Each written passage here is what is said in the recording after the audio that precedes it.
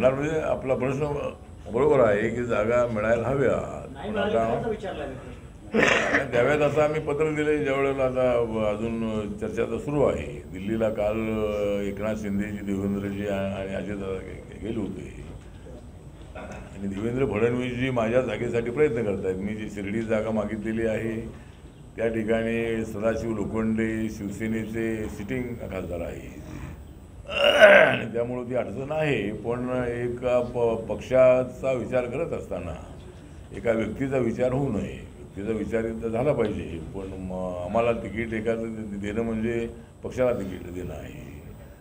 आणि 2 जागा आमच्याकडे कॅन्डिडेट सोलापूरला राजा सरवदे आमचे महाराष्ट्राचे अध्यक्ष आहे. ते शिक्षण संस्थाही चालवत आहेत, हॉटेलही चालवत आहेत, पार्टीही चालवत आहेत. आणि जर अशी संधी मिळाली तर आम्हाला आमच्या पक्षाला सिम्बॉल मिळणार आहे. त्यामुळे म्हणजे मिळेल आमच्या 2 जागा निवडून आल्या तर म्हणून थोडासा पॉझिटिव्ह विचार करावा. एकदम आम्हाला नवीन मित्र आल्यामुळं जुन्या मित्राला विसरू नये असं BJPकडे आमची विनंती आहे की नवीन सगळे मित्र आता आल्यामुळं आमचं नाव कुठं विशेष येत नाही आहे. रिपब्लिकन पक्षात सरकारमध्ये काय सहभाग आहे की नाही अशा पद्धतीची शंका आहे यावी. आणि आम्हाला समाजातील लोक विचारतात की तुम्ही सरकारमध्ये आहात की नाही. तर ठीक आहे, आमचा मंत्री नसेलही आता, जेवढं होईल तेवढ्याला होईल, पण सरकारमध्ये आम्ही आहोतच ना. सरकारमध्ये RPI सुद्धा त्यामध्ये एक महत्त्वाचा घटक पक्ष आहे. आणि ज्या वेळेला सेना भाजपसोबत RPI आला त्यावेळेला महायुती झालेली आहे. आता हे नवीन मित्र आल्यामुळं महायुती झाली असं नाही आहे. शिवसेना आणि भाजपला युती म्हणायचे.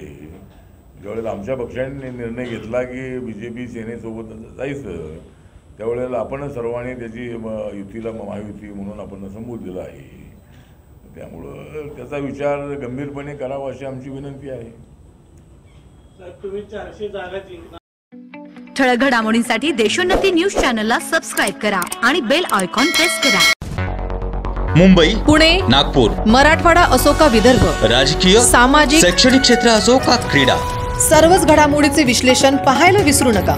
फक्त देशोन्नती न्यूजवर.